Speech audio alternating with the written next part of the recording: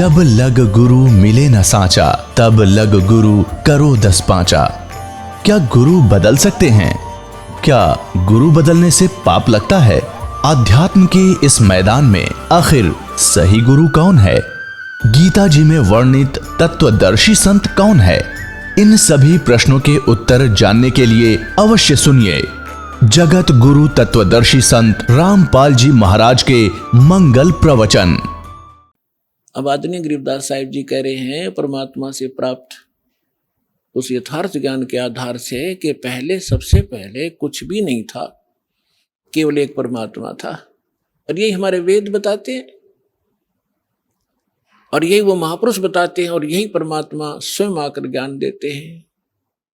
हम ही अलख अला हैं कुतुब गोस और पीरे, गरीबदास खालिक धनी हमरा नाम कबीरे। ए स्वामी सृष्टा में सृष्टि हमार तीरे, दास गरीब ऊपर बसूं अधर बसूं अवगत सत्य कबीरे। परमात्मा ने स्वयं भी अपनी महिमा बताने की चेष्टा की, पर हम बालक इतने हैं, हम परमात्मा को पहचान नहीं सके क्योंकि हम बाल बुद्धि बना दिए इन अज्ञानी संतों, महंतों, मंडलेश्वरों ने, गुरुओं ने। अपनात्माओं, सबसे पहले भगवान ने आपको शिक्षित किया और फिर इस ज्ञान को आप तक पहुंचाया। अब जितने भी आप यहां आए हो किसी भी धर्म मजहब से, सबसे पहले आपने ये ज्ञान सुना होगा तो बहुत बुरा लगा था, और आज आपको कैसा लग रहा है कि हे भगवान, अगर पृथ्वी पर ज्ञान है तो ये है ना, सब अज्ञान भरा पड़ा है। तो काल ने इतना ज्ञान ठुकवा दिया हमारे परमात्मा के बच्चों में कि ज्ञान से दूर भाग रहे, विरोध कर जाते हैं, अपना जीवन नाश कर लेते हैं। लेकिन इसलिए परमात्मा ने आपको शिक्षित बनाया। आज बूढ़े से लेकर बालक तक सबको अक्षर ज्ञान है। अगर मान ले कोई बुजुर्ग रह भी रहा कि तक कोण में ना पढ़ जाओ तो उसके पोता पोती और उसके बेटे सारे शिक्षित तो बैठ कर समझाओगे कि नहीं पिताजी ऐसे है, ये सही लिखा है, इसमें गीता से हमने मिला लिया, तो भी मान जाएगा। तो इसलिए मालिक ने इस समय सिलेक्ट किया था कि जब बिचली पीढ़ी आवेगी और कलयुग 5505 बीत जाएगा, तब इस ज्ञान का हम ढोल के डंके पर प्रचार करेंगे और सब बच्चे मेरी शरण में आएंगे, सबका मोक्ष होगा। पूरे विश्व के बच्चे परमात्मा के ही बच्चे हैं, चाहे कोई हिंदू है, मुसलमान है, सिख है, ईसाई है, हम एक पिता के बच्चे। हम अपनी गलती से अलग अलग हो गए, हमें ज्ञान ठीक ना मिलने से हम भिन्न भिन्न हो गए। परमात्मा का आदेश है कि इस ज्ञान को सुनकर सब फिर एक होंगे और सबका मोक्ष होगा। अपने आत्माओं, आपको कथा सुनाते हैं। परमात्मा, जैसे परमात्मा की महिमा वेदों में लिखी है और वैसे तो पूरा विश्व वेदों के ज्ञान को नकारा नहीं करते। केवल एक पंथ है और उस पंथ की जो ब्रांचें हैं वो ही अपनी मंदबुद्धि के कारण ये कहते हैं कि हम वेदों और गीता को नहीं मानते। हमारे गुरुओं का ज्ञान तो वेदों और गीता से ऊपर का है। जब दास ने उस पंथ के यानी राधा स्वामी पंथ के प्रवर्तक श्री शिवदयाल जी महाराज, आगरा के रहने वाले, जो जिसे राधा स्वामी पंथ चला बताते हैं, जो इनका प्रमुख है, उसका ज्ञान पढ़ा और फिर वेदों से देखा, संतों की, महापुरुषों की वाणी से देखा, उसने कख भी पता नहीं अध्यात्म मार्ग का। और उसके अनुयायी नु कहते हम तो वेदों को और गीता को नहीं मानते, हमारा ज्ञान तो इससे ऊपर का है। उसकी झलक आपको कई बार दिखा रखी है, फिर दिखाऊंगा। उन्हें सतनाम का पता नहीं, सतलोक का पता नहीं वो कैसा है और वहां क्या सचिथि है, खाक है उनके पास ज्ञान। और इनमें से राधा स्वामी पंथ से ही कौन से पंथ निकले हैं? धन धन सतगुरु, सच्चा सौदा, सिरसा और जगमाल वाली, और दनौद के अंदर ताराचंद, जय गुरुदेव मथुरा में, ठाकुर जी एक हुए हैं वो राधा स्वामी के ही, और दिल्ली के अंदर सावन कृपाल मिशन, और भी नरे बहुत गणे इनके पंथ। ये सारे समझो उसी कुएं का जल है जिसमें जल के स्थान पर कुछ भी नहीं है, खाली है।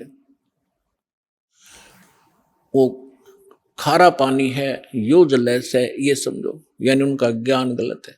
विश्व में कोई भी किसी भी मजहब का आदमी वेदों और गीता को नकारता नहीं, सब मानते। विशेषकर हिंदू धर्म तो मानता ही मानता है। तो दास आप ये समझाना चाहेगा कि जब वेदों में जो ज्ञान लिखा है, परमात्मा कैसा है, कहाँ रहता है, कौन है, कैसे मिलता है, तो फिर कम से कम हिंदू समाज ने, पढ़े लिखे हो, एजुकेटेड हो, कोई बालक नहीं बतेरे दिन बह कालिए न हमारे को, तो आपने तो मानना ही पड़ेगा कि जो वेदों में परमात्मा की डेफिनेशन लिखी है, परमात्मा की महिमा लिखी है, उसकी परिभाषा लिखी है, वो सत्य है।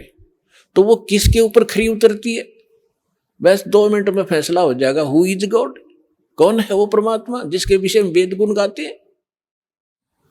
ऋग्वेद मंडल नंबर 9 सूक्त 86 का मंत्र 26 और 27 में, ऋग्वेद मंडल नंबर 9 सूक्त 82 का 1 2 3 में, ऋग्वेद मंडल नंबर 9 सूक्त 54 मंत्र 3 में, ऋग्वेद मंडल नंबर 9 सूक्त 20 मंत्र 1 में, ऋग्वेद मंडल नंबर 9 सूक्त 1 मंत्र 8 और 9 में, ऋग्वेद मंडल नंबर 9 सूक्त 96 के 16 से 20 में, ऋग्वेद मंडल नंबर 9 सूक्त 94 के मंत्र 1 में, ऋग्वेद मंडल नंबर 9 सूक्त 95 के मंत्र नंबर 2 में, और भी अनेकों स्थानों पर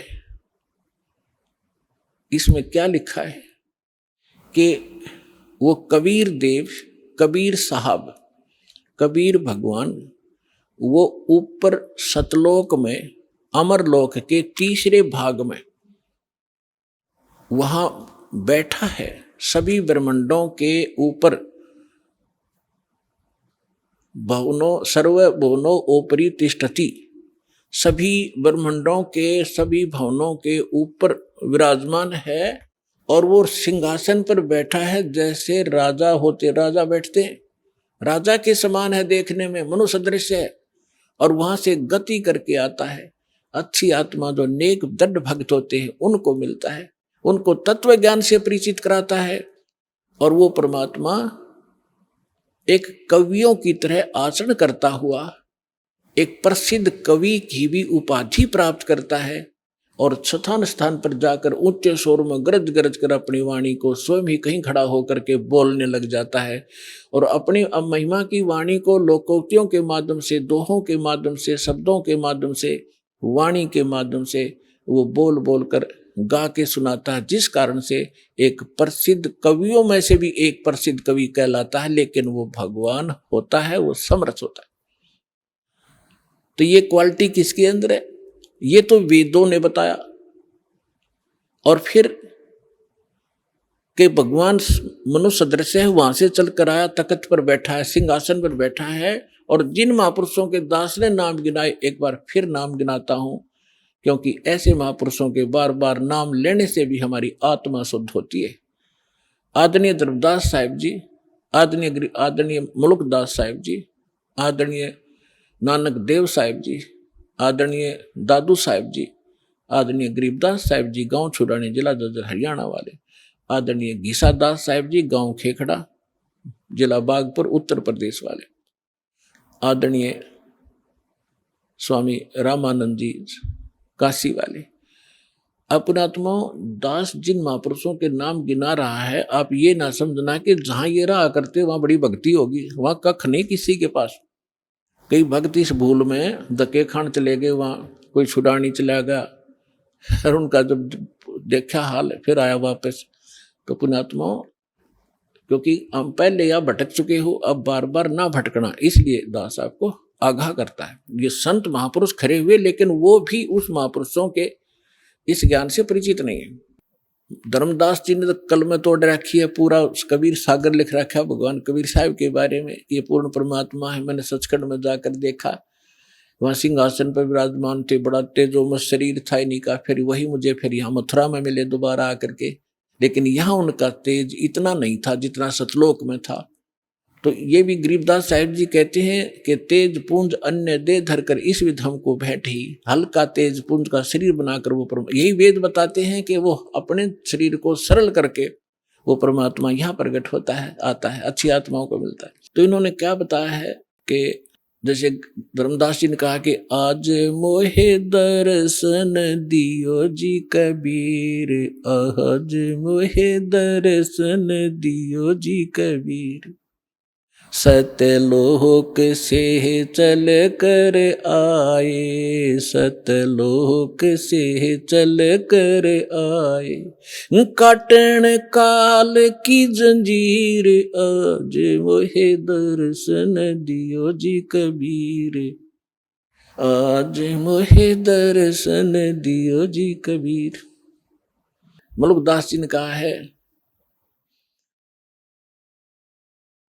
जपो रे मन परमेश्वर नाम कबीर, जपो रे मन साहेब नाम कबीर। एक समय गुरु बंसी बजाई कालंदरी के तीर, एक समय गुरु बंसी बजाई कालंदरी के तीर, सुर नर मुनि जन सब थकत बहे हुआ, रुक गया दरिया नीर, जपो रे मन साहेब नाम कबीर। दोनों दीन का झगड़ा ठन गया, टोहा ना पाया शरीर, जपो रे मन साहेब नाम कबीर। दास मलूक सलूक कहत है, खोजो खसम कबीर, जपो रे मन परमेश्वर नाम कबीर। नानक साहब जी कहते हैं, फाई सूरत मलुक की वेश, ए ठगवाड़ा ठक्की देश, खरासी आना बोता वार, ये धानक रूप रहा करता। श्री गुरु ग्रंथ साहिब जी के प्रश्न नंबर 24 पन्ने पर ये वाणी अंकित है कि एक सवान दुई सवानी नाल भलके भौकाई, सदा ब्याल कूड़ छुरा मूठा झूठा मरदार, और ये धानक रूप रहा करता। फाई सूरत मलुक की वेश। फिर नानक साहब जी कहते हैं, तेरा एक नाम तारे संसार, मैं एहो आस एहे आधार, ये धानक रूप रहा करता। फाई सूरत मलुक की वेश, ए ठगवाड़ा ठगी देश, खरासियाना बहुता वार, ये धानक रूप रहा करता।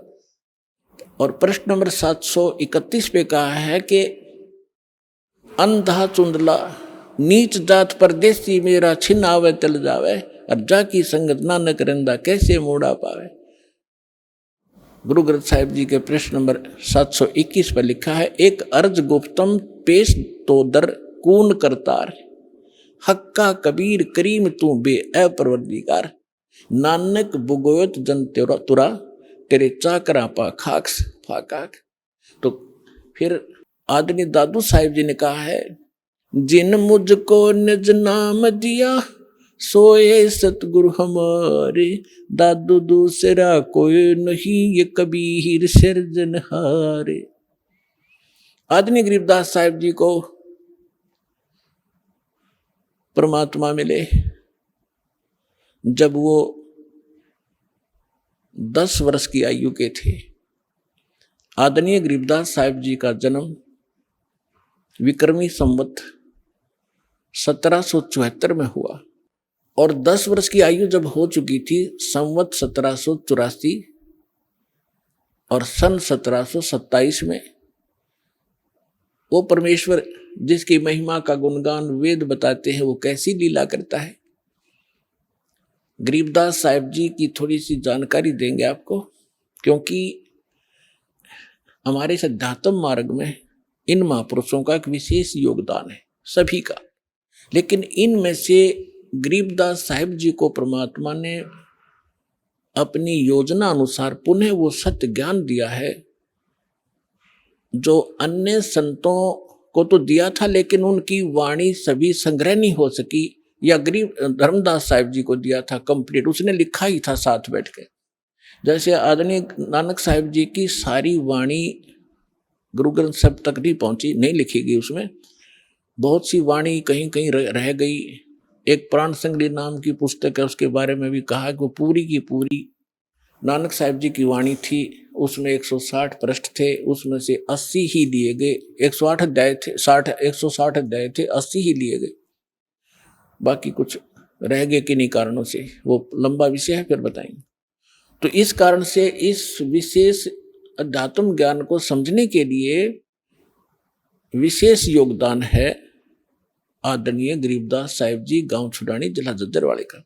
क्योंकि परमात्मा को मालूम था, परमेश्वर ने, जैसे काल ने कहा था कि आप कबीर नाम से अपना ज्ञान प्रारंभ करोगे और मैं आपके ही मार्ग में, आपके ही पंथ में अपने 12 दूत भेज दूंगा, आपके ज्ञान को खराब करेंगे और कबीर पंथी को आया करेंगे, नाम सारे गलत देंगे, तेरे ही अनुयायियों का मैं भट्ठा बैठाऊंगा।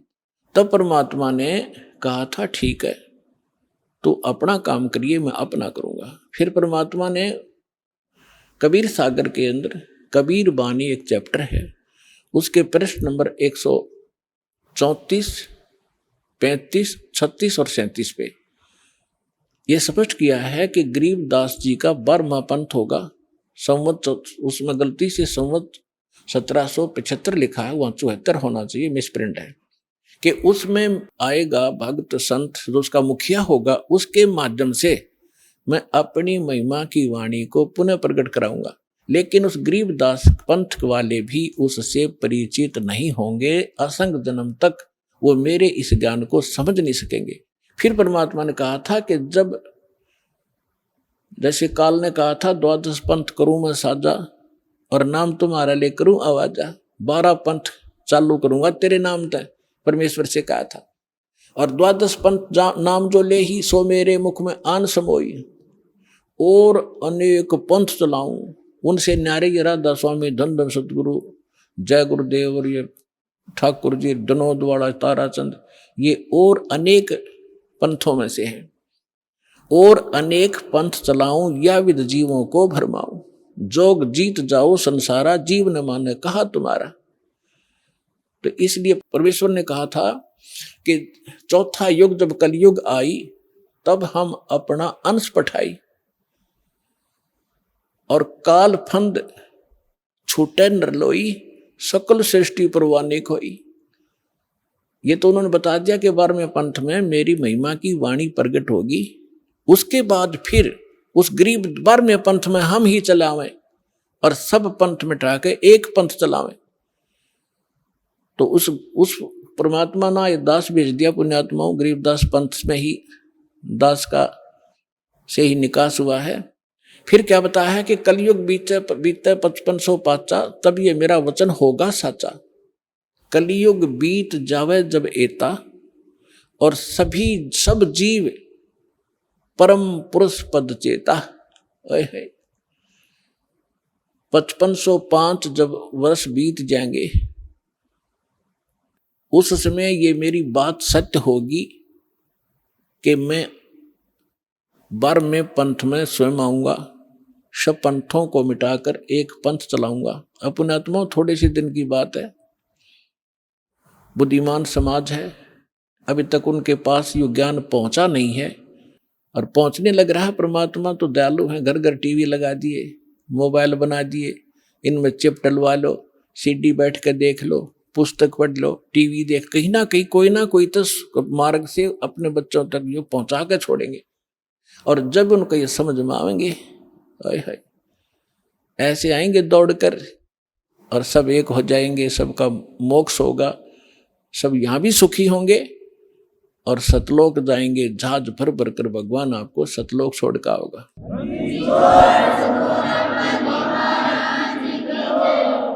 तो यहाँ प्रसंग जो चल रहा था, यहाँ जो प्रसंग चल रहा है कि गरीबदास जी जो हैं, इनका विशेष योगदान, इसलिए इनकी थोड़ी सी हिस्ट्री सुनाऊंगा ताकि आपको परमात्मा पहचानने में आसानी होगी। सभी वेद बतावें और सभी परमात्मा प्राप्त संत गुण गावें, तो फिर भगवान के पहचानने में आपको धोखा नहीं होगा, देर नहीं लगेगी और दृढ़ हो जाओगे। फिर चाहे कोई ब्रह्मा विष्णु महेश आकर भी आपको भ्रमित करने की चेष्टा करेगा, आप उनकी बात को मान नहीं सकते। दास आपको इतना दृढ़ करना चाहता है। अब जो प्रसंग चल रहा है कि गरीबदास जी जब 10 वर्ष के हुए, गरीबदास जी की थोड़ी हिस्ट्री सुनाऊंगा यहाँ। उनकी जीवन लीला थोड़ी सी सुनाऊंगा, वह पर्याप्त होगी आपके लिए। गरीबदास जी गांव करौथा, जहां अपना आश्रम है, सबसे पहले हमने 1999 में वहीं से स्टार्ट किया था। 2006 में करौथा कांड इन दुष्ट लोगों ने कर दिया था, वो उधर कोई बात नहीं, हम परमात्मा ने हमारा यहाँ सफलता कर दी। हमें तो अपना प्रचार करना है, चाहे कहीं जंगल में बैठ कर गुण गावा भगवान के, बच्चों तक ज्ञान पहुंच जाना चाहिए। तो करौथा गांव के वो मूल निवासी थे उनके पिताजी, और वो ब्याहे थे गांव छुडानी, जिला झज्जर हरियाणा में, और गांव करौथा है जिला रोहतक में। तो यहाँ उनके नाना के छुडानी के अंदर यानी गरीबदास जी की माता का कोई भाई नहीं था, जिस कारण से उनके नाना जी ने उनके पिताजी श्री बलराम जी को, उनका धनखड़ गोत्र है, अपने घर पे छुडानी में घर जमाई बोलते हैं कि अपने जमाई को वहां रख लेना, उसको घर जमाई कहते हैं। तो सारी संपत्ति उनको दे दी, अपनी बेटी को यानी उसके दामाद को। उनके लगभग 2500 बीघा, जैसे राजस्थान में बीघा होता है, तो 2500 बीघा, पहले बीघा ही था यहाँ पर भी, ये बाद में ये बनी है यहाँ पर एकड़। तो 2500 बीघा जमीन था, इतना बड़ा किसान थे। आज के 1400 के करीब, पौने 1400 के करीब एकड़ जमीन बनती है उन 2500 बीघा की। तो सारी संपत्ति के वारिस फिर गरीबदास जी ही थे। 10 वर्ष के बालक थे, उनके पिताजी यानी नाना जी तभी तक वहाँ साथी थे। तो उनके वहाँ लगभग 150 गौवें थी, चरागाह, क्योंकि अपने खेत बहुत बड़े थे, गौवें रखते थे। गरीबदास जी उन गौवों के पाली जाया करते थे चराने के लिए जंगल में। उनके साथ में अन्य गांवों के कुछ उनके किसान के यहाँ जो किराए पर पाली होते थे, और कुछ अन्य गांव वाले भी अपनी गौवों को उनके खेतों में चराने के लिए साथ चले जाते थे। संवत 1784 यानी सन 1727 और फागुन उतरते की द्वादशी यानी फागुन सुदी द्वादशी को दिन के लगभग 10 बजे सभी गौवें चर रही थी, कोई बैठी हुई थी वृक्षों के नीचे। जांडी उस साइड में जैसे राजस्थान के अंदर जांड होते हैं ना, जांडियां, ऐसा ही स्थिति थी उस क्षेत्र की उस समय, जो आज बहुत से क्षेत्र में राजस्थान के अंदर। तो वहाँ जांडी ज्यादा होती थी, उन जांडियों के पास बैठी थी। और एक रास्ता है, गांव कबलाना है, छुडानी की सीमा से सटा हुआ। गांव कबलाना से गांव छुडानी में कच्चा रास्ता आता था। उस कच्चे रास्ते के ऊपर एक बड़ा पेड़ था जांडी का, उसके नीचे सभी पाली बैठे हुए थे, इंक्लूडिंग गरीबदास जी, और वो भोजन खा रहे थे, अपना 10 बजे से भोजन खा रहे थे। उसी समय परमात्मा सतलोक से आए कबीर देव, एक जिंदा महात्मा का वेशभूषा बना के। कलयुग के अंदर वो जिनको मिले हैं जिंदा, जैसे जिंदा महात्मा कैसा होता है, मुसलमानों के अंदर विशेषकर इस वेशभूषा के फकीर पाए जाते हैं। सिर पर काला टोप होता है, ऊंचे से चुंडे का नू ऐसे खड़ा सा, और एक ही ओवरकोट होता है काले कपड़ों का, काले कलर का ओवरकोट टाइप एक वस्त्र पहनते हैं, और एक अंडरवियर कच्छा घुटनों तक का। ऐसी वेशभूषा वाले को जिद्दा महात्मा कहते हैं। दाढ़ी केस बड़े हुए होते हैं उसके। इस वेशभूषा में परमात्मा थोड़ी सी दूर पर सतलोक से आकर उतरे, और उस रास्ते, कच्चे रास्ते जा रहे थे, साथ में पाली बैठे थे, गरीबदास जी भी बैठे थे। उन पालियों में बड़े भी थे, कोई 40 वर्ष का, कोई 30 वर्ष का, कोई 10-15 वर्ष का, कोई 50 वर्ष के वृद्ध भी थे, प्रौढ़ भी थे। तो उस समय एक विशेषता थी, रास्ते चलते थे साधु संत का तो आदर था ही था, आम व्यक्ति को भी विशेष रिगार्ड दिया करते थे और प्रार्थना करते थे, आओ जी भोजन पालो, दूर से चलकर आए हो, पैदल चल रहे, आओ महाराज बैठो, भोजन पाओ। खड़ा हो गया एक आध भक्त और हाथ जोड़ दिए। परमात्मा तो आए उसी लिए थे, बैठ गए उनके पास। तब कहा जी भोजन पाओ। परमात्मा ने कहा, कबीर परमेश्वर ने, उस परम अक्षर ब्रह्म ने, कि भाई भोजन मैं खा के आया हूं अपने गांव से। पालियों ने पूछा आपका गांव कहाँ है महाराज, आपका डेरा कहाँ है? कि मेरा डेरा सतलोक के अंदर है, सतलोक नाम है मेरे डेरे का। अब उनने सोचा भी होगा कोई गांव सतलोक नाम होगा उसका। तो महाराज जी भोजन खाओ। परमात्मा बोले भोजन नहीं खाऊं मैं, छका हुआ भी खा के आया। तो दूध तो पीना ही पड़ेगा आपने।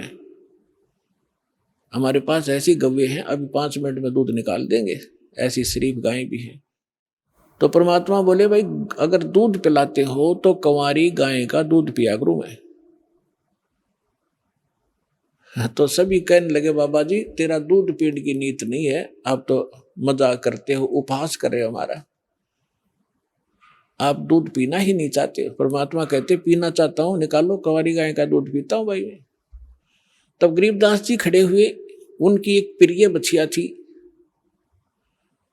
जिसको अभी बैल ने टच नहीं किया था, दूध पीना मां का छोड़ रखा था। लगभग 1-1.5 वर्ष की बछिया हो चुकी थी, 1 वर्ष की, 1.5 वर्ष की। उसकी गले के रस्सी बांध रखी थी, उसको ला पकड़ के कहा देखो महाराज जी इसके बच्चा तो है ही नहीं, दूध कैसे देगी? परमात्मा बोले कोई एक पात्र लाओ जिसमें दूध निकालेंगे, ये दूध देगी भाई। अब वहां एक मिट्टी का बर्तन था, जैसे जल पीने के लिए या लस्सी पीने के लिए ले जाते थे, उसको साफ करके रखा हुआ था। तो उसको कहा कि ये रखा जी पात्र है। कहने लगे इसको फेर दो एक बार अच्छी तरह, फिर धो दिया साफ करके। इसके नीचे रखो गाय बछिया के। बछिया के नीचे गरीबदास जी 10 वर्ष के बालक पहले तगड़े हो जाते थे, पकड़ कर बैठ गए, हंस रहे हैं, देख रहे बाबा जी कैसे दूध निकालेगा। अब परमात्मा ने बछिया के कमर पर थपकी मारी, लंबे लंबे सतन हो गए और दूध की धार बह चली। जब वो पात्र भर गया अपने आप दूध बंद हो गया। गरीबदास जी हैरान कि बाबा जी बड़ा शक्ति वाला है। अगले महाराज जी फिर पी लो, आपने निकाला कुछ दूध, परमात्मा ने पिया। फिर उन पाली उपस्थित थे, बड़े छोटे जितने भी थे, उनसे से कहा कि ले बेटा बच्चों पी लो, ये दूध यहाँ का नहीं है, मेरे डेरे से आया सतलोक से, अमृत है, ये पी लो। वो पाली जो बड़े वाले थे, समझदार माने थे अपने आप ने, वो कहने लगे हम ना पीवा जादू जंत्र का दूध, और कंवारी गाय का पाप लग गया हमारा। अर्थ ने झूठा कर दिया कि मेरा तो कौन सी जाति का है। वो तो उठ कर चले गए। कहते हैं सकल पदार्थ है जग माही, कर्म ही नर पावत नाही। गरीबदास जी बोले ला महाराज जी आपका अमृत कद कद मिला मुझे झूठा। पुण्यात्माओं ये है वो पुण्यात्मा जिनके लिए भगवान भटक रहे होते हैं, जो दृढ़ भक्त होते हैं, उनका स्वभाव न्यारा होता है, उनके लक्षण अलग होते हैं, तो तुरंत गट गट जितना पीना था पिया, बाकी रख दिया। तो परमात्मा ने उनको ज्ञान समझाया, सारी कहानी सुनाई।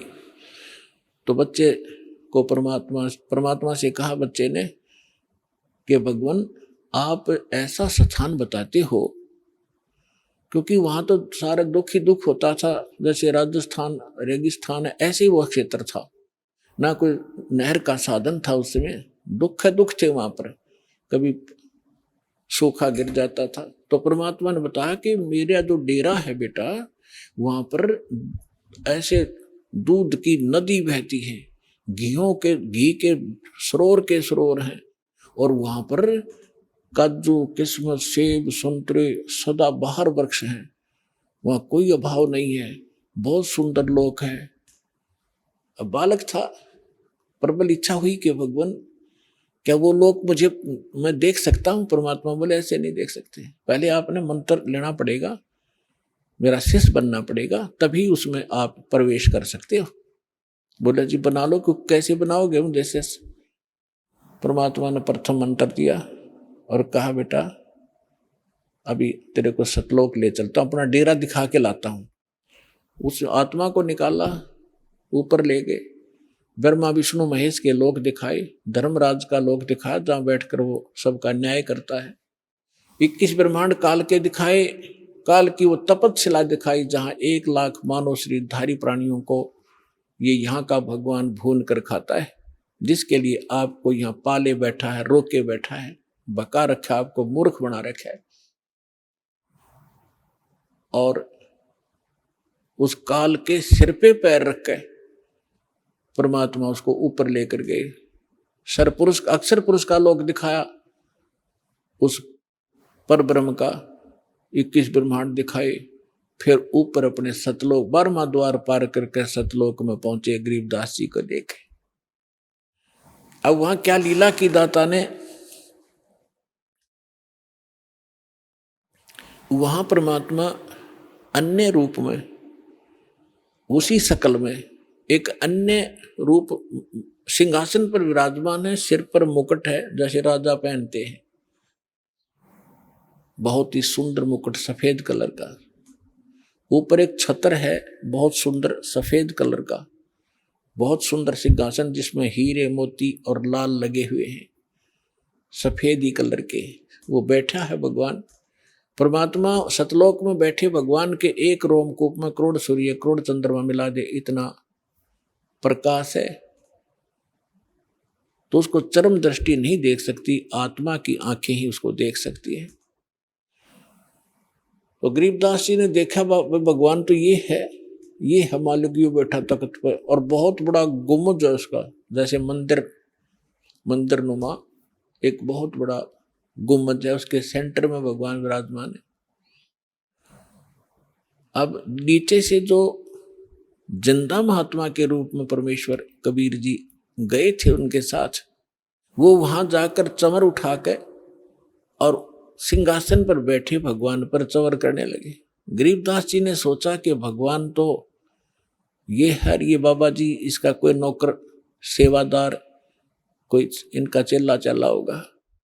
इतना सोच ही रहा था, तभी वो तेजो में शरीर वाले भगवान खड़े हुए, सिंहासन छोड़ दिया और करबद्ध होकर कहा, भगवान ग्रहण करो अपना सिंहासन, आपकी अब्सेंस के में आप मुझे यहाँ बैठा कर गए थे। कबीर साहब उस पर विराजमान हुए और वो तेजो में शरीर उठाकर चवर करने लगा, जैसे भगवान बच्चे करते हैं, शिष्य करते हैं गुरु जी पे, ऐसे। गरीबदास जी ने सोचा रे यो भगवान और चवर करे इस पे बाबा जी पे। इतने में क्या हुआ कि वो तेजो में शरीर नीचे से गए जिंदा महात्मा के शरीर में समा गया और चवर अपने आप घूम रहा ऊपर। इस लीला को देखने के बाद परमात्मा ने सारी कथा सुनाई, भाई मैं भगवान हूं। गरीबदास मैं काशी में रहा 120 वर्ष, मेरा धाणक कबीर नाम था, मैं धाणक रूप में रहा करता था, जुलाहा का काम करता था। सारी सृष्टि को मैंने ज्ञान देने की चेष्टा की, लेकिन उन नकली लोगों ने अपनी चलने नहीं दी और सभी बच्चे अशिक्षित हैं। गरीबदास जी ने कहा कि भगवान मुझे यहीं रख लो, मैं नहीं जाऊं उस गंदे लोक में। परमात्मा ने कहा बेटा जाना पड़ेगा, तेरे भाई बहन हैं, उनको कौन बताएगा मेरी महिमा, मेरा गवाह कौन बनेगा, तो गवाह बन, मैं तेरे साथ रहूंगा, कोई आपत्ति बेटा तेरे प्राण नहीं दूंगा, तू मंत्र करता रहे। इस बात को सुनकर, यानी इस प्रोसेस में, इस सारे घटना चक्कर में काफी समय बीत गया। उधर से जो पाली थे उन्होंने, वो तो छोड़कर चले गए थे उसको, काफी दूर चले गए। 2, 3, 4 घंटों के बाद, 5 घंटे के बाद उन्होंने देखा, उनको तब तक ध्यान नहीं आने दिया परमात्मा ने। उन्होंने कहा रहा वो लड़की का लड़का कहाँ है, उसका नंबर आ गया गाय घेरण का। पाली क्या करते थे, अपना समय टर्न लगाते थे कि 2 घंटे तू पशुओं के साथ खड़ा होगा, हम लेटेंगे वृक्ष के नीचे। तो उसका जब नंबर आया उसको खोजा, कह रहा वो कहाँ गया। उन्होंने कहा तो बाबा जी के पास बैठा रह गया था, लाओ उसको उठा बुला के।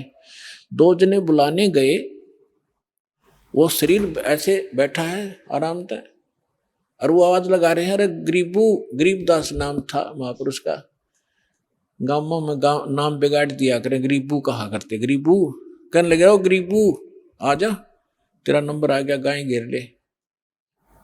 निकट से आके कहने लगे, ओ भगत जी खड़ा हो ले। उसने सोचा समाधि लाए बैठा हो, और वो बैठा शरीर टिका था उसका, पकड़ के हिलाया, कहते गए भगत जी खड़ा हो। वो गिर गए तो आंखें खुली हुई, सांस नहीं, वो तो एकदम हक्का बक्का रह गए। आवाज लगाई दूसरे साथियों को कि गरीबू मर गया, भाग जाओ। उन्होंने कहा जाओ गांव में बताओ, सारी कथा सुनाना कि एक बाबा जी ने जंतर मंत्र का दूध पिला दिया जिससे मर गया हो। अब गांव में भागे गए। माता पिता का इकलौता पुत्र, वो भी 12 वर्ष शादी के बाद हुआ था, विवाह के उपरांत, और उसकी मृत्यु सुनकर दोनों अचेत हो गए, बेहोश हो गए, चक्कर खा के गिर गए। फिर गांव के अन्य लोग, उनके नाना जी साथ और भी बहुत से, जिसने भी सुना वही चल दिया गांव खेतों की तरफ। वहां से बच्चे का शव उठाकर लाए, शाम होगी, चिता पर रख दिया अंतिम संस्कार करने के लिए। तब परमात्मा ने कहा, बेटा जल्दी जा, ना वो खराब कर देंगे तेरे शरीर को।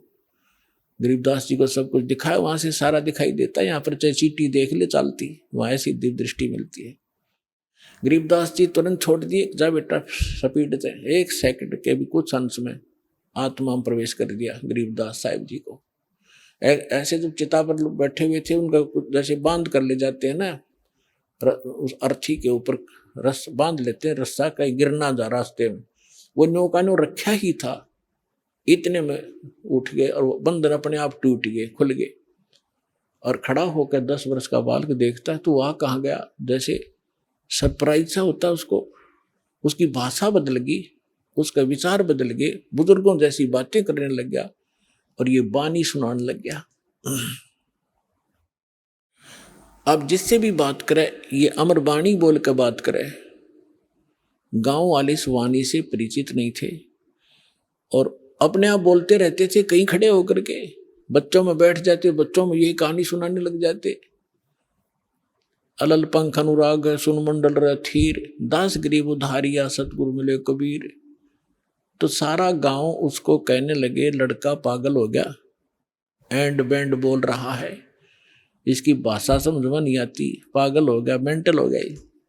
उसको पागल कहने लगे। गांव में बावलिया कहते हैं, बौड़ा, उसको बावड़िया कहने लगे। बावड़िया नाम पका दिया उस परम पिता की प्यारी आत्मा का उन तत्व ज्ञानहीन प्राणियों ने। कहते गरीबदास जी को भी बावड़ा बता के कर ले दुनिया सैनी का। अब जब गरीबदास जी 13 वर्ष के हो गए तो उन्होंने ये संतोष हुआ माता पिता को और गांव वालों को कि भाई कोई बात नहीं, पागल तो हो ही गया यूं, फिर भी इसकी माता या लड़की अपने इस पागल ने देख कर इसके साथ अपना जीवन संतोष कर लेगी या मरे नहींगी इसके वियोग में। शुक्र है भगवान का, जीवित तो हो गया, पागल होया सो हुआ। इस तरह 3 वर्ष बीत गए। एक दादू पंथी, दादू जैसे अभी अपने महात्मा दादू जी का जिक्र किया दास ने कि उनको भी भगवान मिले थे गरीबदास कबीर साहब 7 वर्ष की आयु में। 7 वर्ष के बालक थे तब वो, और उनको भी ऐसे बनी में, जैसे गांव से थोड़ा सा बाहर जंगल होता था, यानी थोड़ा जंगल होता था, उसको बनी बोलते थे। वह बच्चों के साथ खेल रहा था। गरीब परमात्मा जिंदा महात्मा के रूप में आए, उनसे भी ये चर्चा की। अब परमात्मा ने अपने लोटे में सतलोक से अमृत लाए हुए थे, वो रखा था।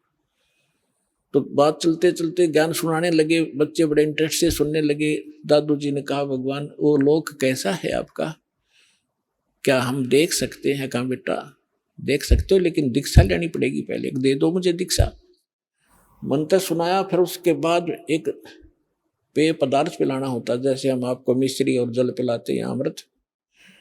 इस तरह भगवान ने क्या किया, वो पान के पत्ते पे पहले तो अमृत स्वयं पिया, जूठा कर दिया, और फिर उसी में से पान के पत्ते पर रख डाल दिया। पान, वहाँ आसपास कोई पान का पेड़ खड़ा था, उसके ऊपर ऐसे डाल दिया कि ले बेटा पी ले। सभी वो अन्य बच्चे बैठे तो उनसे भी कहा कि ले भाई तुम भी ले लो, अमृत है ये। वो तो उठकर भागे कि ना बाबा जी, करा कैसा पानी तरह जूठा कर दिया तूने। अब उसने दादू साहब जी ने अगला भगवान आपका जूठा करके मिला, वो पी लिया। पीने के बाद परमात्मा ने कहा कि तुझे दिखाऊं सतलोक जी, ले चलो।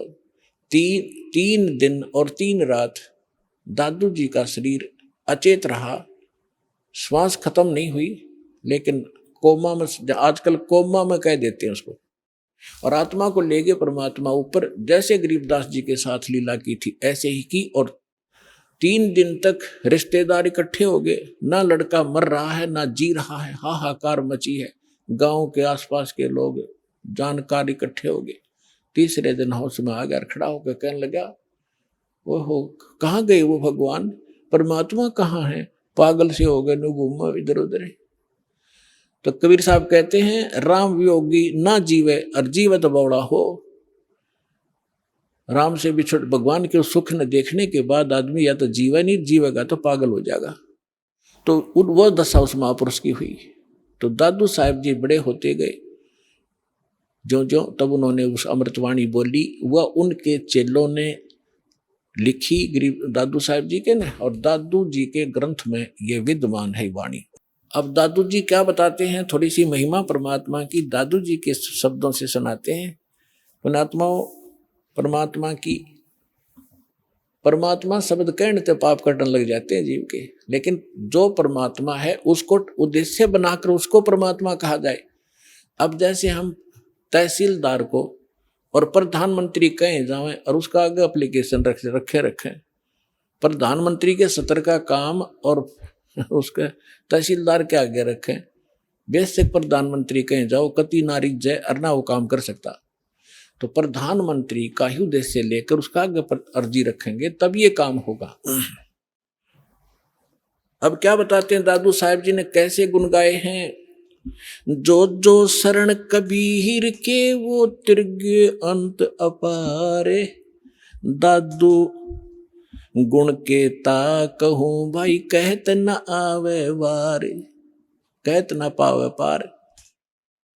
कबीर करता आप है दूजा ना कोई, दादू पूर्ण जगत को भक्ति दृढ़ावत सोए। ठिका पूरा होए जब सब कोई तजे शरीर, दादू काल पकड़े नहीं जपे जो नाम कबीर।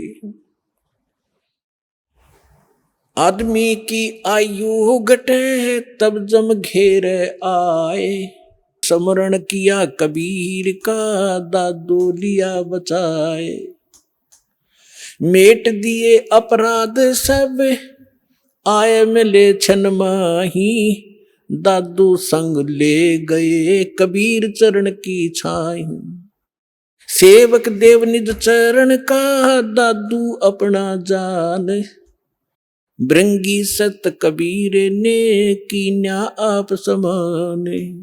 दादू अंतर्गत सदा छन छन सुमरण ध्याने, वारू नाम कबीर पर पल पल मेरे प्राणे। सुन सुन साख कबीर की यू काल नवावे माथे, धन धन तीनों लोक में दादू जोड़े हाथ। केरी नाम कबीर का विखम काल गजराज, दादू भजन प्रताप से ये भाग्य सुनत आवाज। पल एक नाम कबीर का दादू मन चितलाए, अस्थि के असवार को ये स्वान काल ना खाए। सुमरत नाम कबीर का कटे काल की पीरे, दादू दिन दिन ऊंचा होए फिर परमानंद सुख सीरे। दादू नाम कबीर की जय कोई लेवे ओटे, तिनको कभू लागे नहीं ये काल बजर की चोटे। और संत सब कूपे हैं केते झरीता नीर, दादू अगम अपार है ये दरिया सत कबीर। अब ही तेरी सब मिटे ये जन्म मरण की पीर, श्वास उश्वास सोमर ले दादू नाम कबीर। कोई सरगुण में रीझ रहा कोई निर्गुण ठहरावे, दादू गति कबीर की मोह से कही ना जावे। दादू नाम कबीर का सुन के कांपे काले, नाम भरोसे जो चले होए नवा का वाले। जिन मोह को निज नाम दिया सोए सतगुर हमारे, दादू दूसरा कोई नहीं ये कबीर सिरजनहारे। अब क्या बताया दादू जी ने, क्योंकि गरीबदास जी की महिमा चल रही है, थोड़ा सा इसलिए हिंट देना पड़ा, इसका आगे लिंक है इससे। दादू साहब जी क्या कहते हैं कि सुन सुन साख कबीर की, साख माने महिमा, परमात्मा की सामर्थ्य है। सुन सुनने से जैसे परमात्मा की महिमा जहां चलती है तो काल भी माथा रगड़ा के तो समर्थ है। यो काल यहाँ का भगवान जो है, जो भगवान की महिमा कहीं होती है, सच्चाई उसकी सत्य महिमा सुनाई जाती है तो काल भी नाक रगड़े मत्था टेकता है कि हाँ भगवान तो समर्थ ही है, वो कबीर तो पूर्ण परमात्मा है। तो सुन सुन साख कबीर की, काल नेवावे माथ झुकावे माथा, और धन हो तीनों लोक में दादू जोड़े हाथ। फिर देखो कैसी तुलना की है, केरी नाम कबीर का और विखम काल गजराज, दादू भजन प्रताप से यू भाग्य सुनत आवाज। अब 21 ब्रह्मांड का स्वामी है। श्रीमद् भगवत गीता अध्याय नंबर 15 के श्लोक नंबर 18 में गीता ज्ञानदाता ये ब्रह्म है, काल है। ये खुद कहता है कि मेरे अंतर्गत जितने भी प्राणी हैं उनसे मैं उत्तम हूं, श्रेष्ठ हूं, उनसे तगड़ा हूं मैं, इसलिए मैं लोक वेद के आधार से पुरुषोत्तम प्रसिद्ध हो रहा हूं मैं, क्योंकि जितने भी इसके अंतर्गत प्राणी हैं काल के, ये इन तगड़ा है। ये 1000 कला का, ब्रह्मा विष्णु महेश, ये विष्णु जी 16 कला के, और ये 4 भुजा का, वो 1000 भुजा का, यानी इनमें यहाँ के प्राणियों में ब्रह्मा विष्णु महेश हमसे सबसे तगड़े शक्तिशाली है, इनसे भी वो कई गुना शक्तिशाली है। तो ये कोई छोटी शक्ति नहीं है, कहने का भाव ये है। तो यहां दादू जी कहना चाहते हैं कि केरी नाम कबीर का, केरी मन बब्बर शेर, और बब्बर शेर कहीं धाड़ मारता हो और हाथी आसपास घूम रहा हो, हाथी इतना भयभीत हो जाता है, लीद कर देता, वो टट्टी कर देता, एकदम इतना डर जाता है, भाजगन की सोचा कि इधर से जान बचाए मेरी। तो यहां कहने का भाव यह है कि हाथी कोई छोटा प्राणी नहीं है, आम प्राणियों से तगड़ा है, लेकिन उस बब्बर शेर के सामने वो भी फेल है, उससे उसके सामने उसकी कोई अस्तित्व नहीं है। दादू साहब जी ये बताना चाहते हैं कि केरी नाम कबीर है, परमात्मा का जो सत्य मंत्र है, और कबीर साहब को ऐसा समझो जैसे बब्बर शेर हो, और ये काल भी छोटा नहीं है, विषम काल गजराज, गजराज माने हाथियों का राजा, हाथियों में भी तगड़ा हाथी समझ लो। लेकिन दादू भजन प्रताप से ये भाग्य सुनत आवाज, नाम का सिमरन सतनाम जो आपको दिया जाएगा ये राम का नाम है। राम राम कोई मंत्र नहीं है, राम का नाम, यानी जिससे वो राम प्राप्त हो वो नाम, वो 2 अक्षर का है। सतनाम जिसमें को मंत्र है, एक आपको गुप्त है वो तत्शब्द वो दिया जाता है। आगे क्या बताते हैं, पल एक नाम कबीर का, जो परमेश्वर कबीर जी ने जो सत साधना बताई है, वो एक पल भी अगर जिसने सत साधना से भक्ति कर रखी हो, पल एक नाम कबीर का दादू मन चितलावे, अस्थि के असवार को स्वान काल नहीं खावे। अब देखो इन महापुरुषों की वाणी को समझना किसी बालक के बस की बात नहीं है। ये महापुरुष पाके पढ़े, दादू पंथी, कबीर पंथी, गरीबदास पंथी, किसी ने कख नहीं बताया इनकी वाणी का, ये समझ नहीं सके इनको। अब यहाँ कैसी, पहले तो तुलना की कि परमात्मा को तो केरी बब्बर शेर समझो, और हाथी भी कोई छोटा नहीं है, लेकिन उसके सामने हाथी की कोई अस्तित्व नहीं है, बब्बर शेर के सामने। तो हमारे समर्थ भगवान इतने शक्तिशाली हैं इस काल की तुलना में। अब आगे क्या बताते हैं कि आप जिन्होंने कबीर परमात्मा की शरण ले ली, आप बैठ गए हाथी पे, और काल को कह रहे हैं, काल को समझ लो डॉग, कुत्ता। हाथी पर बैठे व्यक्ति को वो स्वान हानि नहीं कर सकता किसी भी कीमत पर। अगर हाथी पर बैठे रहे, रात पर नीचे गिर गए, फिर तो पिंडी पाड़ेगा वो। अगर परमात्मा की शरण छोड़ दी तो काल तो खाएगा ही खाएगा। वो तो उसका तैयार बैठा हो, तो जैसे हाथी के ऊपर स्वान इंसान बैठा हो और कुत्ते भौंकते रहते हैं, क्योंकि ये बताना चाहते हैं दादू साहिब जी कि आप भगवान की शरण में आने के बाद इस काल की रीत से, पहुंच से इतने बाहर हो जाते हो, जैसे काल ने समझ लियो फिर कुत्ता, आप बैठ गए हाथी पे, ये तुम्हें किसी भी प्रकार से हानि नहीं कर सकता, निकट भी नहीं आ सकता। इतना आप इतने सुरक्षित हो गए इस कबीर भगवान की शरण में। तो यहां क्या बताते हैं, पल एक नाम कबीर का, दादू मन चितलावे,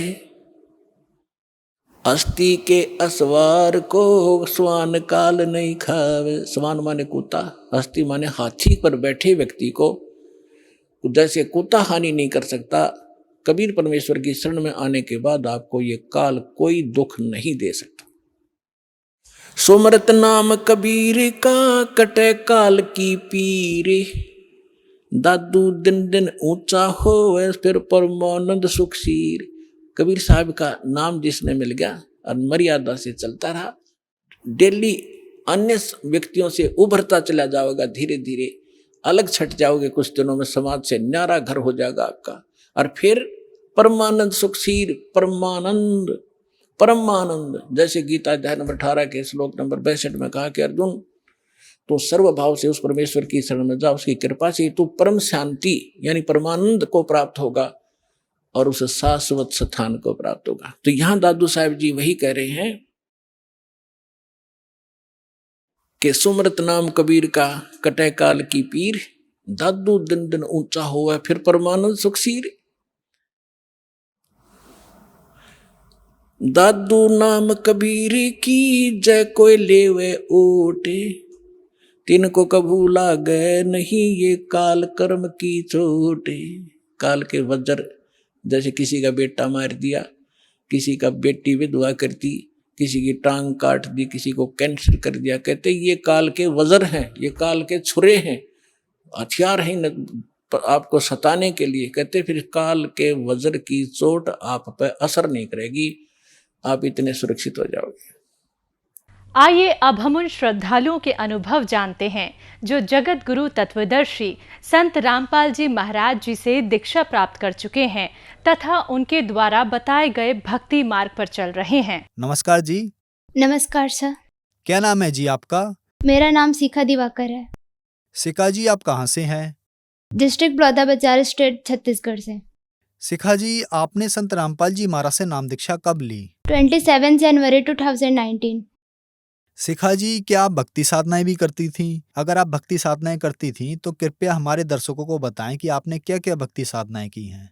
जो सभी हिंदू धर्म में प्रचलित देवी देवता की भक्ति करती थी, जैसे कि देवी दुर्गा, गणेश जी, शिव जी और बहुत सारे। और हमें बहुत ज़्यादा दुख तकलीफ होने की, भूत प्रेत की बाधा होने के कारण हमने 5 साल मुसलमान धर्म में भी जाके भक्ति की थी। और मेरे पापा ने हमारी दुख तकलीफ के चलते अजमेर शरीफ गए थे, वहाँ संकल्प किए थे कि अगर हमें हमारी सारी दुख तकलीफ ठीक हो जाएगी तो हम मुसलमान धर्म में कन्वर्ट हो जाएंगे। शिखा जी, आपने बताया कि हिंदू धर्म में सभी प्रचलित भक्ति साधनाएं आप करती थी। आपको बहुत दुख थे और अपनी परेशानियों और दुखों के निवारण के लिए आप मुस्लिम धर्म में भी गए। वहाँ भी आपने मुस्लिम धर्म से संबंधित सभी भक्ति साधनाएं की। तो शिखा जी, ऐसी क्या दुख परेशानियां थीं आप लोगों को कि आपको यह सोचने पर मजबूर होना पड़ा कि हमारे दुख अगर मुस्लिम धर्म की भक्ति साधना से समाप्त हो जाते हैं तो हम हमेशा के लिए मुस्लिम धर्म में कन्वर्ट हो जाएंगे? क्या दुख परेशानियां थीं आपको? कृपया हमारे दर्शकों को बताएं। हमें बहुत ज़्यादा भूत प्रेत की बाधा रहती थी। हर टाइम मम्मी सुबह से शाम तक भूत प्रेत की बाधा में पीड़ित रहती थी। हमने बचपन से बहुत सारे भक्ति साधना किए। हमने 5 साल मुसलमान धर्म में जाके भक्ति किए। वहाँ बताते थे कि आप नमाज़ पढ़ो, रोज़ा रखो 1 महीने। हम हमेशा नमाज़ पढ़ते थे, 5 वक्त नमाज़ रहता था। वहाँ रोज़ा रखते थे और हमें फिर भी कोई लाभ नहीं मिलता था। तो फिर संत रामपाल जी महाराज जी की शरण में आप कैसे आए? आपको कब लगा कि अब मेरी समस्याओं का समाधान कहीं भी नहीं है, अब मुझे संत रामपाल जी महाराज जी की शरण में जाना चाहिए? मेरी बुआ है लता दासी बिलाईगढ़ से, वो संत रामपाल जी महाराज जी के शिष्य हैं। उन्हें हमारे दुखों को सुनकर बहुत तकलीफ़ होता था, तो एक दिन 2-4 भगत भाइयों को लेकर हमारे घर आई और उन्होंने ज्ञान समझाया कि अगर आप संत रामपाल जी महाराज जी से नाम दीक्षा ले लोगे तो आपकी सारी परेशानियां दूर हो जाएगी। तो हमने उनके ज्ञान को समझकर हमने 27 जनवरी 2019 को सांपा नामदान केंद्र में नाम दीक्षा ले ली संत रामपाल जी महाराज से। आपने बताया कि आप बहुत ज़्यादा दुखी थी, तो संत रामपाल जी महाराज जी से नाम दीक्षा लेने के बाद आप लोगों को लाभ भी मिले? हमें बहुत सारे लाभ मिले, जैसे कि मुझे भूत प्रेत की बाधा रहती थी और हमेशा बुखार, खांसी, सर्दी, पेट में दर्द वगैरह बहुत ज़्यादा तबीयत ख़राब रहता था। तो संत रामपाल जी महाराज जी की दया से अब कभी तबीयत ख़राब नहीं होता, मैं पूरी तरह से ठीक हूँ। और मेरी मम्मी को और भैया को सिकलिन की प्रॉब्लम थी जिसमें खून नहीं बनता, और हमने बहुत सारे डॉक्टरों को दिखाए। डॉक्टर बोलते थे कि इन्हें जीवन भर दवाई खानी पड़ेगी। तो जब से संत रामपाल जी महाराज जी से नाम दीक्षा लिए हैं तब से 1 गोली तक नहीं खाए हैं। और मेरे पापा को पथरी था 11 mm की किडनी में, तो डॉक्टर उन्हें ऑपरेशन के लिए बोले थे, लेकिन संत रामपाल जी महाराज जी से नाम दीक्षा लेने के बाद ऑपरेशन भी टल गया। और मेरे दादा को श्वास की बीमारी थी, उन्हें भी डॉक्टर बोलते थे कि ज़िंदगी भर दवाई खानी पड़ेगी, लेकिन संत रामपाल जी महाराज जी से नाम दीक्षा लेने के बाद उन्हें 1 गोली तक नहीं खाई है। और मम्मी और मुझे भूत प्रेत की बाधा ही हमेशा रहती थी, तो अब भूत प्रेत की बाधा हमारे पास तक नहीं आई है। ये इतनी सारी रिपोर्ट है जो कि हमारे घर में सबको प्रॉब्लम रहती थी, उसकी रिपोर्टें हैं। संत रामपाल जी महाराज से नाम दीक्षा लेने के बाद आपको बहुत सारे लाभ मिले। तो जो दर्शक आज आपको टीवी पर देख रहे हैं और वो परेशान हैं आप ही की तरह, जैसे कि आपने बताया कि हिंदू धर्म से संबंधित सभी भक्ति साधनाएं आप करती थी, लेकिन आपको कोई लाभ नहीं हुआ, तो आप मुस्लिम धर्म में गए और 5 साल तक वहां आपने नमाज पढ़ी, रोजे भी रखे, और आप ये भी कह रही हैं कि अगर मेरा रोग ठीक हो जाता तो हम सभी लोग मुस्लिम धर्म में कन्वर्ट हो जाते। लेकिन संत रामपाल जी महाराज जी की शरण में आने के बाद आप लोग ठीक हो गए। तो जो दर्शक आज आपको टीवी पर देख रहे हैं और वो भी किसी न किसी परेशानियों से ग्रस्त हैं, उनके लिए आप क्या कहना चाहेंगी? यही कहना चाहूंगी कि मानव जन्म दुर्लभ है, मिले न बारंबार, तरवर से पत्ता टूट गिरे बहु न लगता डार। जिस प्रकार की पेड़ से पत्ता टूट के गिर जाता है फिर दोबारा नहीं लगता, इसी प्रकार मानव जन्म बार बार नहीं मिलता। कबीर परमात्मा संत रामपाल जी महाराज जी के चोले में आए हुए हैं। आप उनके सत्संग सुने, पुस्तक पढ़ें और ज्ञान समझें, और नाम दीक्षा लेकर अपने सारे परेशानियां दूर करवा सकते हैं। संत रामपाल जी महाराज से नाम दीक्षा कैसे ली जा सकती है? संत रामपाल जी महाराज से नाम दीक्षा आज बहुत अनेकों टीवी चैनलों पर उनके सत्संग आते हैं, उनके नीचे पट्टी दी जाती है, उसमें कांटेक्ट नंबर दिए जाते हैं, उसमें कांटेक्ट करके आप अपने नज़दीकी नाम दीक्षा केंद्र का पता करके उनसे अपना मोक्ष करवा सकते हैं। धन्यवाद जी। धन्यवाद।